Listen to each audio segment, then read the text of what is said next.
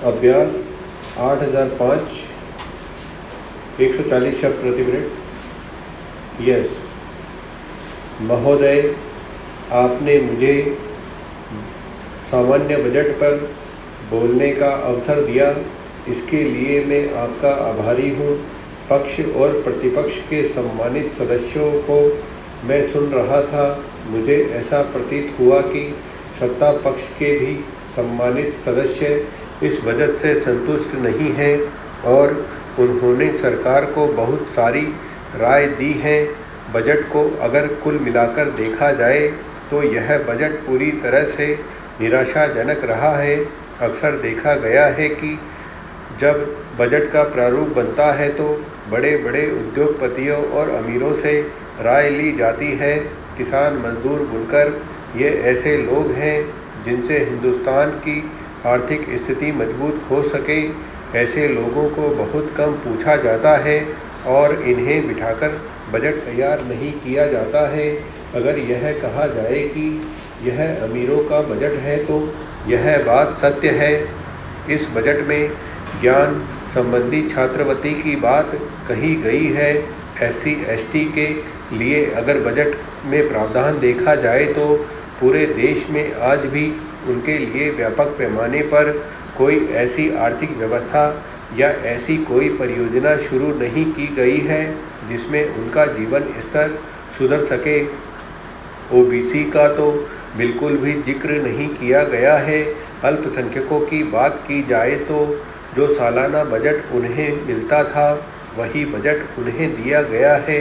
अलग मंत्रालय बनने से जो हमारे अक़लियत अल्पसंख्यक लोग हैं उनकी स्थिति सुधर नहीं सकती है। सच्चर कमेटी की रिपोर्ट, रंगनाथ मिश्रा आयोग की जो रिपोर्ट आई है उनके आधार पर देखना चाहिए कि इनकी माली हालत क्या है, इनका जीवन स्तर कैसा है। आज अल्पसंख्यकों की स्थिति दलितों से भी बदतर है। अगर अलग मंत्रालय बनाया गया है तो इसके लिए बजट का प्रावधान भी हमें अलग से देश स्तर पर अधिक करना होगा। एक बात जो प्रमुखता से सामने आई है, कल अंतर्राष्ट्रीय महिला दिवस था।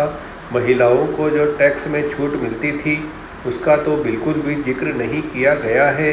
वृद्ध लोगों के लिए आयु को घटाकर 65 से 60 वर्ष किया गया है, लेकिन महिलाओं के लिए कुछ नहीं है। दूसरी बात, ग्रामीण स्तर पर जो हमारी महिलाएं हैं वे सूती वस्त्र पहनती हैं, खादी के वस्त्र पहनती हैं, लेकिन सिल्क को सस्ता किया गया है।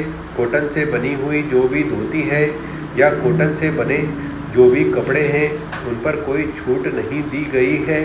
बेरोजगारी के लिए यह कोई स्कीम नहीं है, जबकि इसी सदन में हमेशा डॉक्टर राम मनोहर लोहिया जी ने कहा कि सबको रोजगार दें और अगर रोजगार नहीं दे सकते हो तो बेरोजगारी भत्ता दें।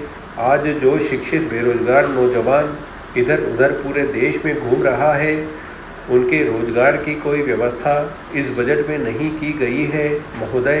दूसरी बात है कि इस बजट में राजीव गांधी आवास योजना जो शहरों के लिए है इसे पिछले बजट में भी रखा गया था और इस बार के बजट में भी इसका जिक्र है, लेकिन अभी तक शहरों में कोई इंफ्रास्ट्रक्चर दिखाई नहीं पड़ा है कि राजीव गांधी आवास योजना पर कुछ काम शुरू हो पाया है।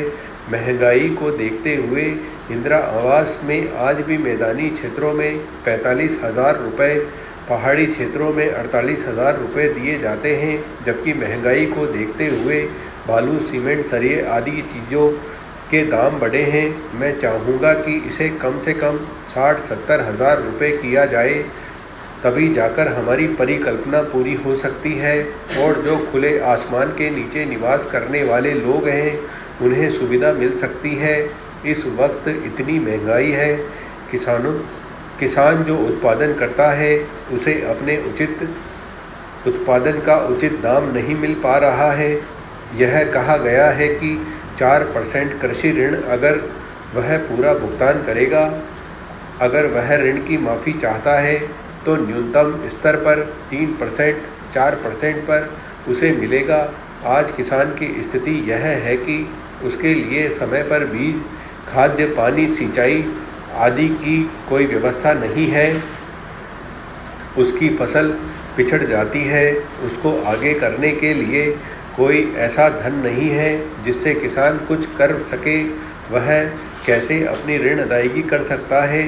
पिछली बार इसके चलते बजट में जो प्रावधान किया गया था, इस बार भी किसान आस लगाए बैठा है कि कुछ न कुछ हमारे लिए ऋण माफ़ी की योजना सरकार लेकर आएगी, लेकिन ऐसा कोई प्रावधान नहीं किया गया है।